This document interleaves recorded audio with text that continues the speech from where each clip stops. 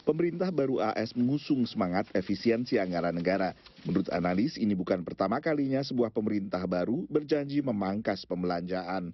Presidents have been talking in one way or another about downsizing or reducing the role of government since the founding of the republic.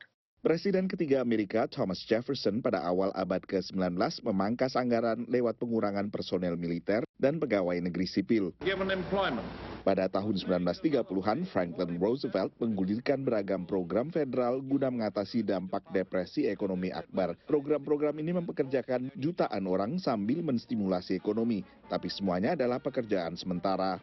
I, Ronald Reagan, do solemnly swear. Pada tahun 1980-an, Ronald Reagan membentuk Komisi Grace, terdiri dari 150 pengusaha yang ditugasi mencari ruang untuk memangkas anggaran. President Reagan asked the Grace Commission to look at the government with an eye towards making it work more like a business. Menurut website Perpustakaan Kepresidenan Ronald Reagan, sebagian besar rekomendasi yang memerlukan perubahan perundangan dari Kongres akhirnya tidak pernah diimplementasikan. Tapi yang terjadi sejak era Ronald Reagan adalah terjadi pergeseran besar dalam paradigma memandang soal efisiensi anggaran dan perlunya merampingkan pembelanjaan pemerintah federal.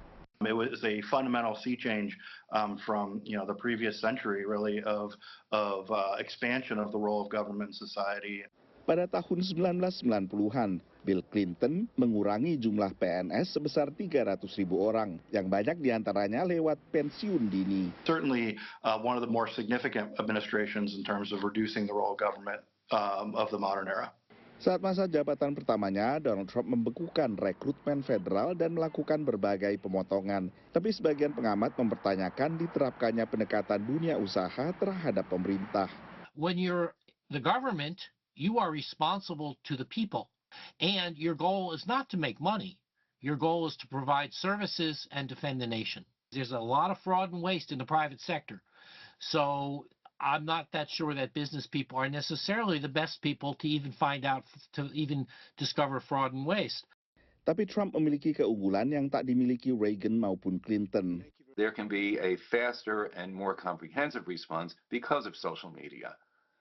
Members of Congress tend to respond more to social media than the old-fashioned letters they used to get. Apapun yang dilakukan nanti, kewenangan soal anggaran berada di tangan Kongres, sehingga Badan Legislatif AS inilah yang harus menyetujui pemangkasan apapun terhadap anggaran. Dari Washington DC, Nova Purwadi dan tim VOA.